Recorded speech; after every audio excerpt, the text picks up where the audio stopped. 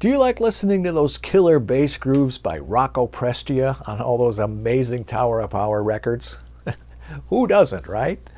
Well, let's take a look at some of what he did and how he did it.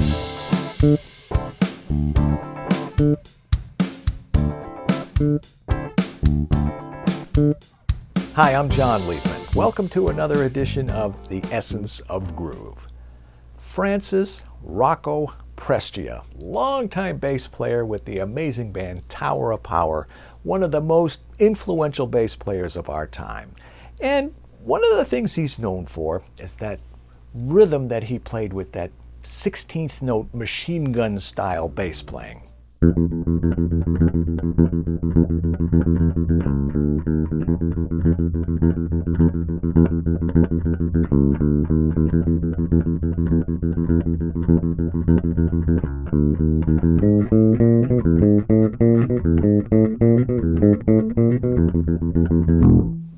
Rocco could do that all day long. He was the pulse behind so many of those great records.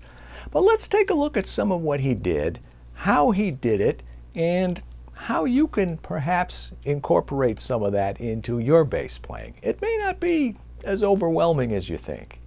First of all, let's slow it down. Try playing evenly. Just pick one note. I'm playing an E here on the 7th fret of the A string.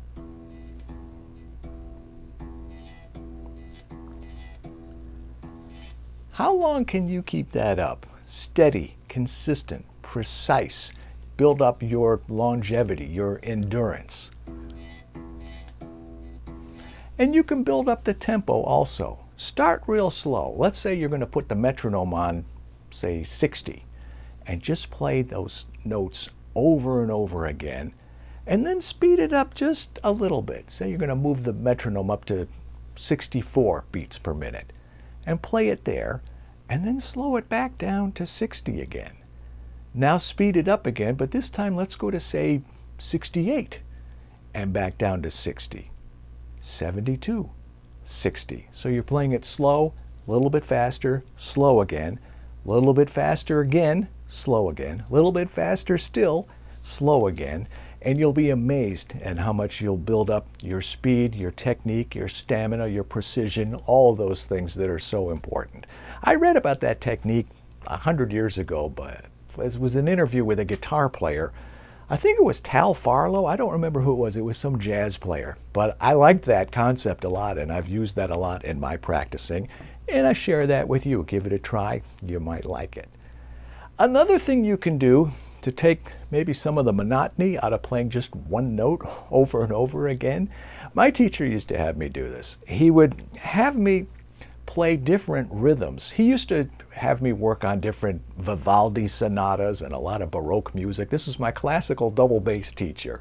But it doesn't matter. You can still apply that concept here. Let's say, for example, we're playing quarter notes.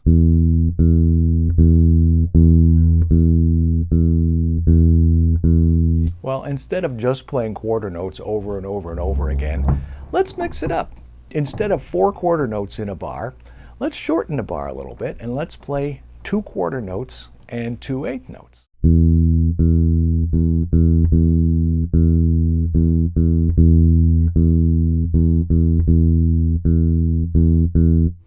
Now let's reverse the pattern. Let's play 2 eighth notes and 2 quarter notes.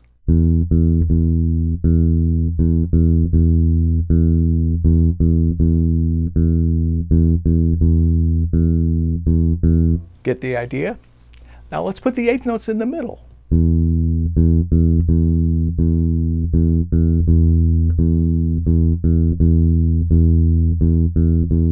There's probably an infinite variety, an infinite number of ways you can mix up the rhythms. All kinds of ways. The more you do that, the better you'll get the notes under your fingers, even though there's only one note here. But the better also you'll build strength and stamina, and you can work on that precision, that accuracy, that longevity. See how long you can keep it up. And the third thing you can do, let's take a look at adding some of the fun notes.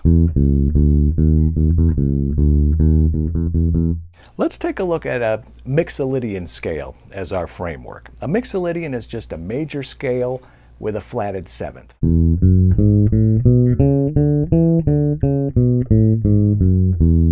Now we're going to use a couple of other notes that are just passing tones in between those notes, but generally speaking, that is the framework, the family of notes that we want to use to get that sound, that Rocco sound.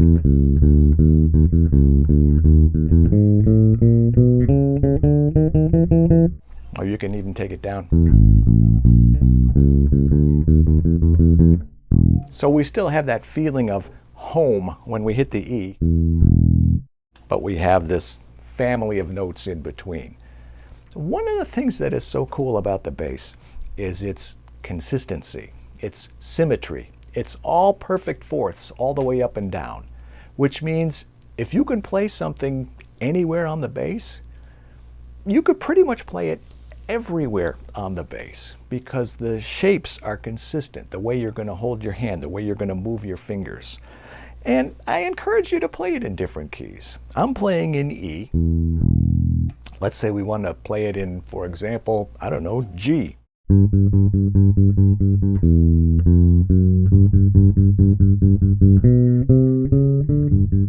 Or B flat. Or anywhere, D.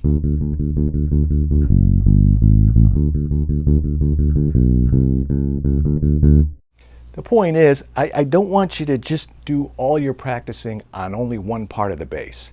It's better to get familiar with all parts of the bass fingerboard so you have that added proficiency. You're familiar, you're comfortable with every part of the instrument all the way up and down. So try those three things. Try, first of all, just going for that steadiness, that consistency, playing that same note over and over at different speeds with try to keep the energy consistent also, the tone, the attitude, the whole vibe. See how long you can keep that up.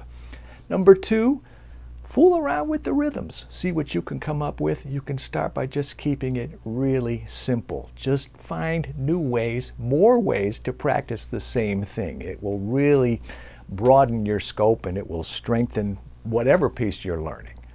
And number three, play at different keys, play in different parts of the instrument, get familiar, get proficient, get comfortable with all the bass, or at least as much of the bass as possible. Give that stuff a try and let me know how you make out. Share your experience with me. Leave a comment below. I really do want to hear from you. I've got all kinds of tips and advice for learning bass, so be sure to subscribe to this channel. And I will see you back here next week, same time, same place, for another edition of The Essence of Groove. In the meantime, I'm John Liebman. Let's play bass.